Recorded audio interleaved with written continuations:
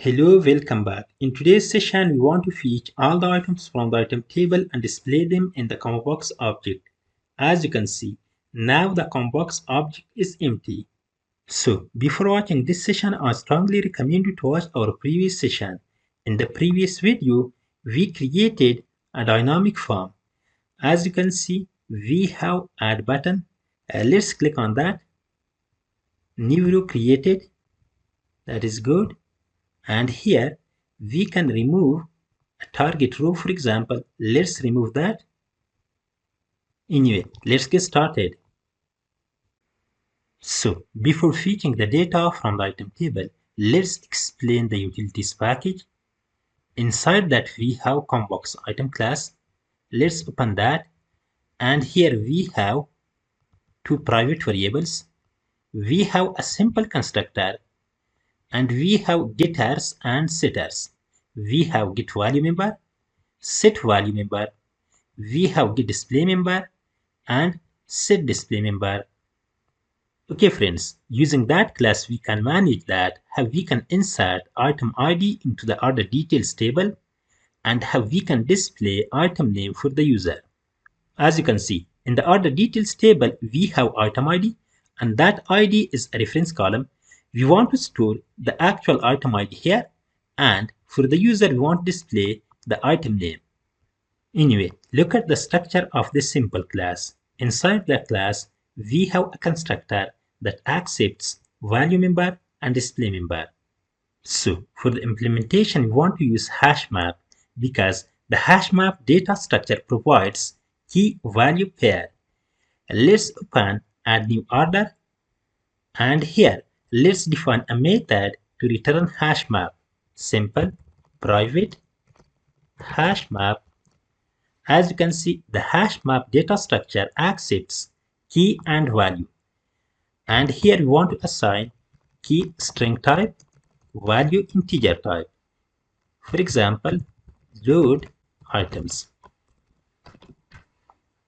So let's define another hash map to store all the items. Simple hash map, key string type, value integer type. For example, item map equals new hash map. So let's read database connection from the JDBC connection class. Inside the connection package, we have JDBC connection class. Let's open that, and here we have a simple method get database connection that can establish the connection between Java application and MySQL database. Let's read that connection, and here we want to use try catch with resources. Let's define catch block, and we want to catch scale exception. So let's read database connection. Simple connection link equals, we have JDBC class dot get database connection method. Let's define a query to get all the data from the menu item table. Simple string, for example, query equals select all from, we have TBL menu item. Okay friends, let's define prepare statement. Simple prepare statement PS equals, we have link. On that link we want to prepare the query. Simple link dot prepare statement. And here we have different overloaded versions. We want to use that simple version, and here we want to pass the query variable. So everything is correct. We established the connection, we defined a simple query, and we defined prepare statement. Let's execute that query. Simple. Let's take result set rs equals ps.execute query. So thereafter, let's take a variable of type ComboBox item class. Simple. We have ComboBox item class. Let's copy that. And here, ComboBox item, for example, items. Thereafter, we have a result set. Let's process that. We want to use while loop, while rs dot next. And inside the loop, let's initialize ComboBox item. Simple, we have items equals new ComboBox item, and here we want to pass display member and value member. Simple, we have value member. As you can see, we have display member. For that, let's get value from the result set. rs.get int of 1, which is id. Then we have rs.get string of 2, which is item name. Okay friends, we got id and item name, and we assign to the items. Thereafter, let's assign to the item map. Simple, item map, and here we have put method that accept string key and integer value. As you can see, we have string key and integer value. Let's use items dot we have get display member method. As you can see, in the ComboBox item class, we have getters and setters. We have get display member and we have get value member. That is good. Thereafter, let's specify value member. Simple, items dot get value member.